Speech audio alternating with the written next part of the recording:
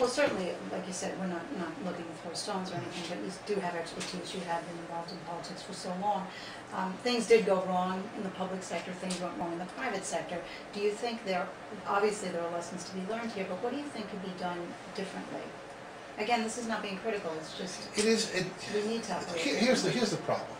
No one could have ever imagined that the fiscal crisis that we're facing today would be as severe as it is.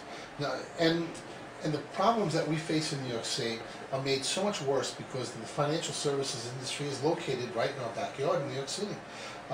We depend so much, New York State's budget depends so much on the success of the financial services industry that when we see a report by the state controller come out yesterday that says that the bonuses were down 44% last year, that will have a tremendous impact on the first quarter of this year, which normally we would wait for the first quarter of the year and we would get a good shot in the arm as a result of the bonuses on Wall Street, and it would help the state's budget because of those additional income taxes. That's not happening this year.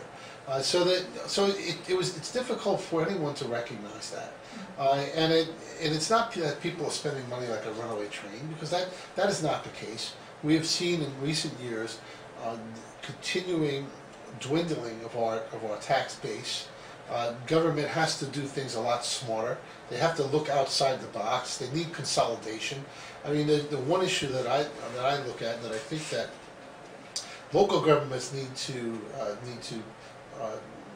begin moving in this direction with the help and support and cajoling of state government, is consolidation.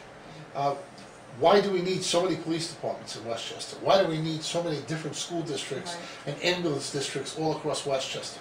Now, some people think that's heresy to say that, because when you say that, people want to protect their turf. People want to have control over the nature of type of services in our Hudson River villages, say. And they're right. Yeah. And school districts are always touchy. And there's uniqueness of living in the village of Hastings and in Tarrytown and having your own school districts. And no one's saying that we shouldn't. But there are a lot of consolidation that could occur in IT services and purchasing power, taking the BOCES model and extending it to another level, to allow for personnel to be shared, to allow for the services that supply the departments that supply services to the personnel to be shared. There's a lot that we can do by working together, and we have no choice but to look at consolidation, that we're not taking away from the nature of our smaller communities in Westchester. We're paying attention to that as well, but at the same time we're spending our money a lot smarter.